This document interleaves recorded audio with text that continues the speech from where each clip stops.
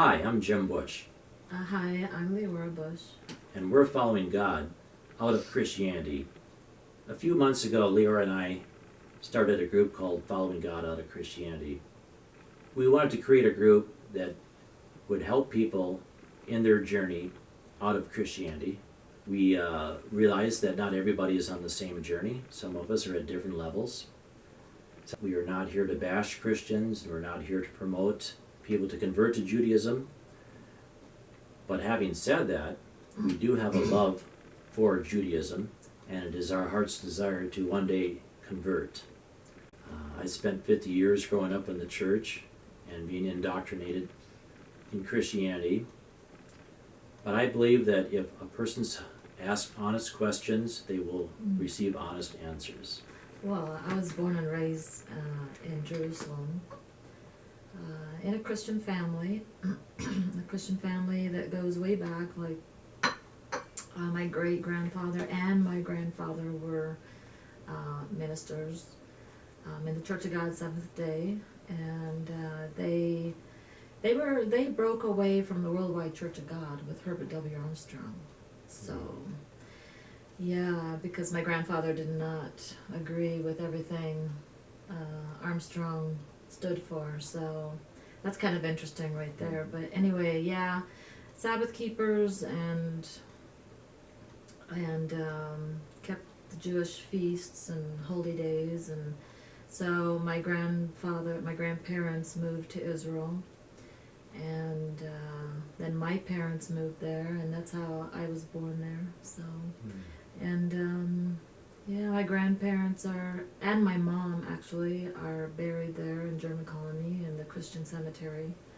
So, and I have family also, other family members that have converted to Judaism and actually made Aliyah to Israel. So, yeah, a sister with her, all of her family, and also one of my first cousins and her 10 children converted, and yeah, she has sons that have gone on to become rabbis. It's interesting how God draws us, you know. And so I left Israel when I was 27 and came over to America. And I came over in 1993. So. Most of you may not know this, but Leora and I met on Facebook in, was it 2010? Yeah. Yeah. And we got married in 2011. Yeah. It might seem a little strange, but as my heart was being drawn towards Judaism, and as I was being drawn out of Christianity, and as I followed God, and as I sought God with all my heart, I met Leora, and we got married, and she has 4 sons, and I have 4 sons. Of course, they don't all live with us. There'd be a lot of kids in this house, but we just have two of her youngest sons are living with us at this time.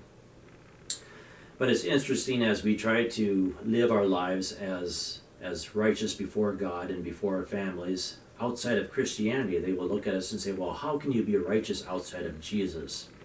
After all, Jesus is the only way to God. And this was another question that I questioned when I was in Christianity, is that how can a righteous God only accept people who become Christian? And so I struggled with that, and a lot of the training, a lot of the things that I was brought up with wasn't exactly correct.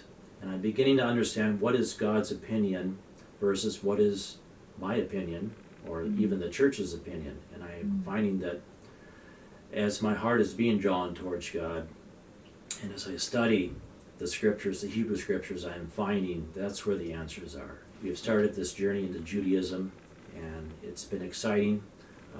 I remember attending the synagogue there in Rochester for the first time, not knowing when I should stand, when I should sit, and when they stand and pray, they face Jerusalem, they face the east, and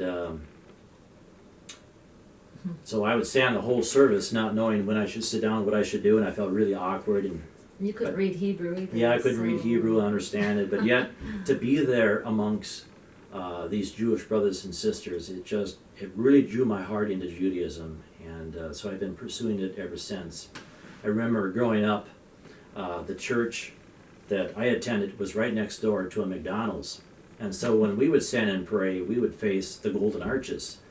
We'd stand and face the hamburgers and the french fries. You'd have all that aroma coming through the windows of the church, and the pastor used to say, don't let that be a distraction. Just listen to what I'm saying here from the pulpit. And as I think back on what I was taught growing up, I came to a decision that this was not what I find in Scripture. You know what? I decided to unfollow Jesus. That raises a lot of eyebrows. It certainly has with our friends and our relatives.